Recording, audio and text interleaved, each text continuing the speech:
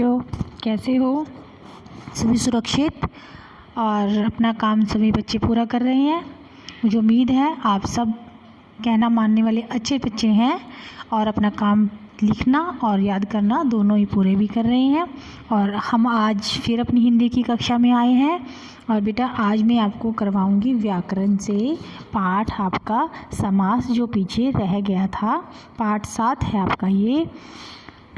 तो समास के अंदर हमने पहले पिछली कक्षा में भी पढ़ा है और आज फिर हम एक बार फिर पढ़ते हैं कि समास जो है दो या दो से अधिक शब्दों से मिलकर बने हुए एक नए शब्द को जिसका अर्थ निकलता है बनाते हैं, उसे समास कहते हैं। नवीन यानी नया, सार्थक यानी जिसका अर्थ निकलता हो। देखिए उसने कहा है रसोई के लिए घर। रसोई के लिए घर, इसे हम रसोई घर भी कह सकते हैं। देखिए रसोई एक शब्द है और घर अलग है। तो मैंने आपको कहा ना कि दो या दो से अधिक शब्दों के मिलकर बने हुए को हम जिसका अर्थ निकलता है समास कहते हैं। हाँ जी, समास के अंतर्गत जब ये शब्द बनते हैं, इसके अंदर आपके पास शब्द आता है, जब इनकी परिभाषाएं पढ़ते हैं हम कि समास में रचना में दो पद होते हैं। पद बेटे मैंने पहले भी आप सब पहली कक्षा से पढ़ते आ रहे हैं। शब्दों को जब हम व्याकरण रूप से वाक्य में प्रयोग कर देते हैं तो वो हमारे पद बन जाते हैं। इसलिए आप लोगों की ये शंका नहीं होनी चाहिए कि पद क्या होता है, ये पद कहाँ से आ गया।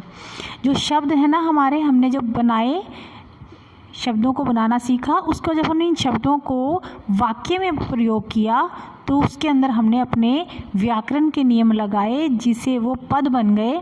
इसलिए यहाँ पर लिखा है कि समास रचना में दो पद होते हैं जिसके अंदर पहला पद पूर्व पद यानी पहला अक्षर और दूसरा पद उत्तर पद कहा जाता है। देखो उसने उदाहरण दिया है, जैसे नीचे उसने समस्त पद लिखा है यानी सभी को इकट्ठा करके कमल नयन। पहला पूर्व पद यानी पूर्व यानी पहला पद कमल और उत्तर पद उसका जो उत्तर है वो नयन, और इन दोनों को जोड़ा तो क्या बन गया, जब हमने समास विग्रह किया तो कमल जैसे नयन। ऐसे ही त्रिलोक समस्त पद है हमारे पास और उसको जब हमने पूर्व पद और उत्तर पद, आपकी जो परिभाषाएं आती हैं उसमें हम क्या है आपको बताऊंगी मैं कि पूर्व पद लगने से या समस्त पद लगने से उत्तर पद लगने से क्या अंतर आता है। तो आपको ध्यान रखना होगा कि पूर्व पद में हमने बताया था कि पहला जो पद है, पहला जो शब्द जो पद बन जाता है वाक्य में आने के बाद वो, और उत्तर पद यानी जो उसके साथ है उसके उत्तर।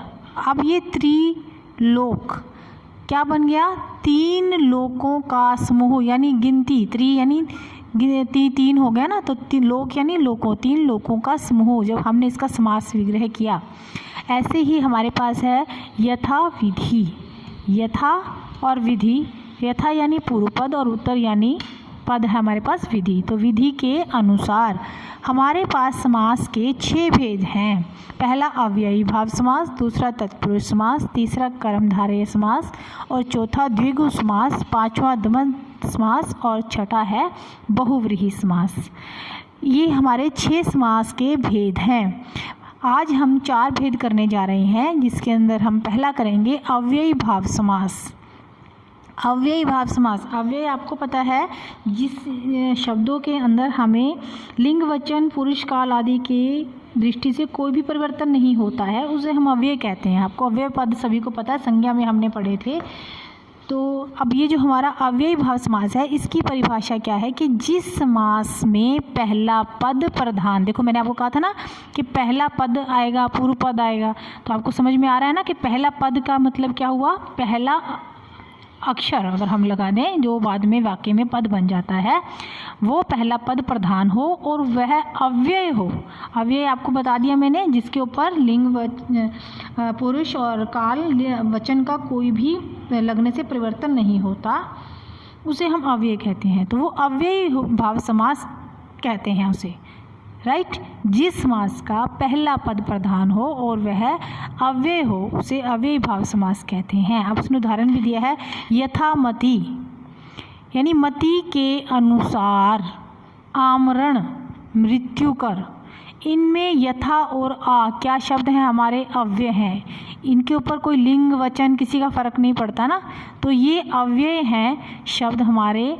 उसने आपको परिभाषा में भी कहा है, जिस समास का पहला पद प्रधान हो वह अव्यय हो उसे अव्ययी भाव समास कहते हैं।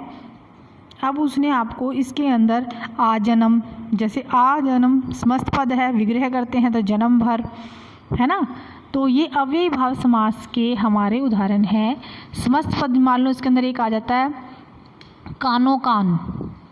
अब कानो कान, अब इसने कहा ना अव्ययी पद होना चाहिए इसके अंदर, तो हमारे पास जो है शब्द इसके अंदर वो अव्ययी है, और विग्रह करने पर ये क्या बन जाएगा, कान ही कान में।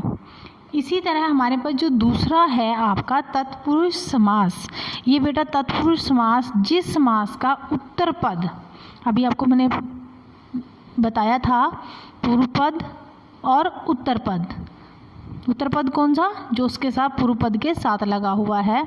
अब इसकी परिभाषा में आपके पास वो कहता है, जिस समास का उत्तर पद प्रधान हो और पूर्व पद गौण हो, यानी पहले वाला पद जो होता है वो दिखाई ना दे, उसे तत्पुरुष समास कहते हैं। अब ये जो हमारा तत्पुरुष समास है ना बेटा, इसके हमारे पास 6 भेद हैं। हाँ जी, तत्पुरुष समास जो है हमारा, इसके अंदर उत्तर पद प्रधान हो और पूर्व पद गौण हो, उसे हम तत्पुरुष समास कहते हैं। जैसे इसने लिखा है तुलसीदास कृत, यानी तुलसी द्वारा कृत, रचित।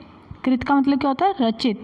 और इसके कितने भेद उसने बताए हैं आपको तत्पुरुष के, उसने आपको कहा है इसके 6 भेद होते हैं। देखो बेटा, ये 6 भेद पता है मैंने आपको सामने दिखाए हैं जब हमने कारक किए थे। कर्म, यहाँ पे कर्ता छोड़ दो, कर्म को करण से संप्रदान के लिए अपादान से संबंध का के की, और एक अधिकरण है आपके पास में या पर, ये आपके इसमें लगते हैं हमारे तत्पुरुष समास में। जैसे अब उसने कहा देखो कर्म को, अब उसने कहा रेखा ने मोहन को पुकारा, तो यहाँ पर विभक्ति क्या लगी है, को लगी है ना।